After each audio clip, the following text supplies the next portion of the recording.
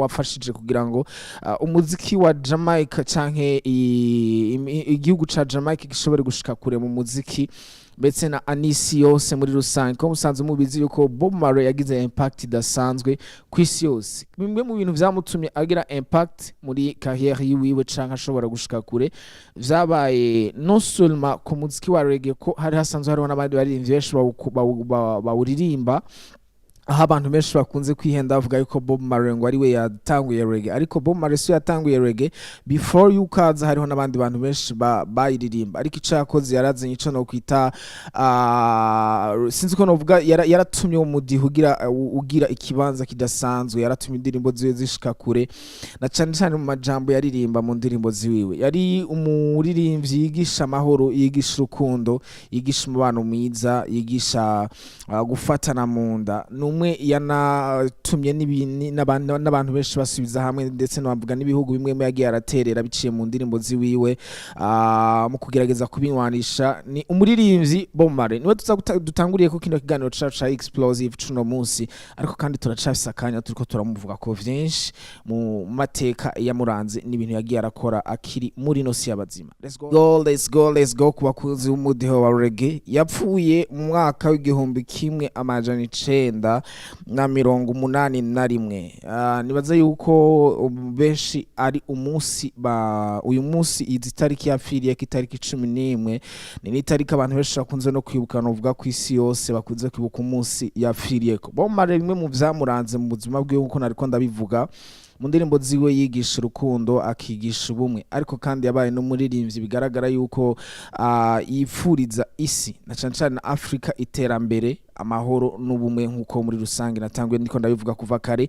Yavuye afite imyaka 36 bisigura ko yapfuye akiri muto cyane, nubwo abantu benshi bakunze kumuraba akabona umenga kumbure ariko yarafite imyaka myinshi yarashaje, ariko Bob Marley yapfuye akiri muto. Mu myaka mike yamaze minsi no mu myaka mike yamaze muri carrière yiwe yavyitwayemo neza ku buryo indirimbo canke ibikorwa yakoze byasigaye mu mitima y'abantu benshi gushika no muri kano kanya. Iyo turiko turavuga abantu baririmbye indirimbo zidapfa zamaho, Bob Marley twomutanga nk'akarorero. Muri kano kanya turiko turavugana Bob Marley indirimbo ziwe nibaza yuko kwisi yose ziri mu ndirimbo zitazigira zivaho zitazigera zipfa bivanye n'amajambo yarari mu izo ndirimbo, no seulement ukuntu zari ziririmbye cyane zari zivugijwe amajambo. Nico kintu cambere camagifasha indirimbo kumara imyaka myinshi canke kuguma isakanovera kadasanzwe. N'umuririmbyi yapfuye wanashaka amaze gushika kuri mu muziki wiwe, ariko icerekanye canke kimwe mu bintu bikomeye nuko n'inyuma y'urupfu rwiwe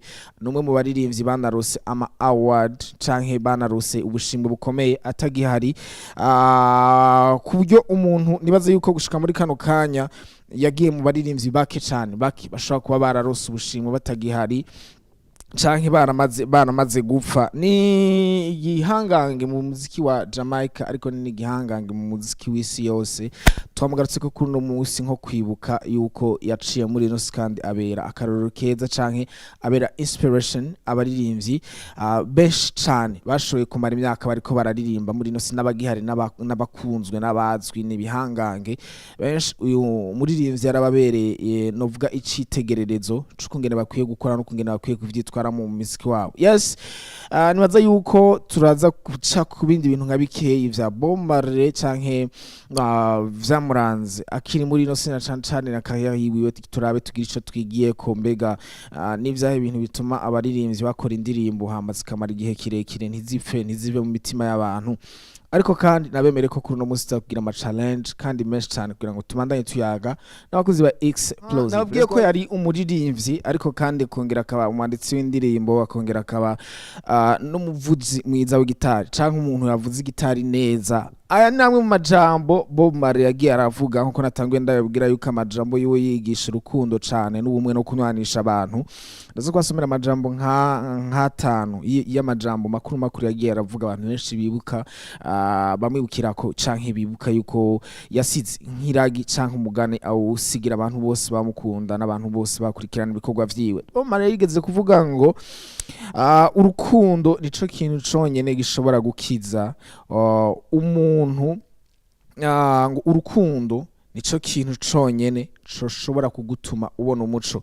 Ayandi jambo yigeze kuvuga ngo ntuze wigere ureka ngo ibibazo bikuneshe, ariko uzomenye ko ibibazo bihari kugira ngo bigukomeze. Bombare yavuze ngo ngo umuntu atazi yaja ntamenya niyava. Yigeze kuvuga kandi ngo ubuzima ni ikintu ciza cane canke ni ikintu gikomeye cane, ngo dutegerezwa kubaho mu rukundo n'umunezero hamwe n'amahoro. Yaravuze ngo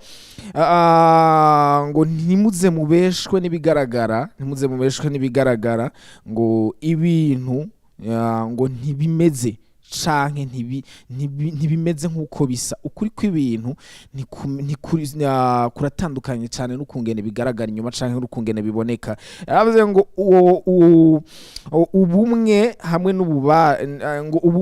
n'ububasha canke l'unité et la force, ubumwe n'inkomezi n'ububasha, ngo ubumwe nico kintu conyene coshobora kugutuma unesha. Omar yaravuze ngo umuziki ni ikintu gikomeye cane, ngo umuziki ngo ushobora kugutuma ubona umuco, ngo umuziki ushobora no kugutuma umenya canke wumva ukuri.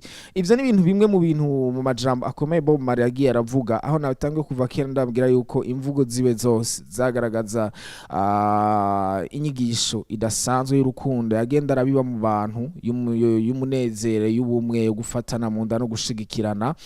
Ni bimwe mu bintu twama tumwibukirako. Nibaza yuko kwisi harigeze guca umuntu nk'uyu ashobora gutuma abandi bantu banywana canke abanywanisha abandi bantu. Ni ikintu gikomeye. Impact, influence, kuba umustar ni iki? Kuba umustar ni ikintu gikomeye gishobora kugutuma swat umuntu yasambura societe canke yica ibintu vyinshi canke agakiza ibintu vyinshi, na cane biciye mu majambo asohora, kuko uwo muntu amajambo asohora aza gushika kure, agashikira abantu benshi, bigatuma hariho n'abantu benshi baza kuyafatira ko nk'akarorero canke bizera canke bagendera mu nzira yiwiwe. Umuntu wese arosa amahigwe yo gushobora gushika kure, yo gushobora gukundwa n'abantu, yo gushobora kwiyumvamo n'abantu, yo gushobora kuba rabwa n'abantu canke kurikirana n'abantu benshi.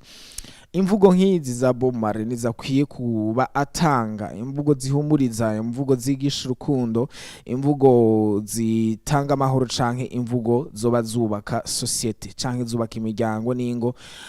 Nibaza ko ico ari kimwe mu bintu uno muririmbyi canke no mu Rastaman abantu benshi bamigiye ko ayo majambo yiwiwe.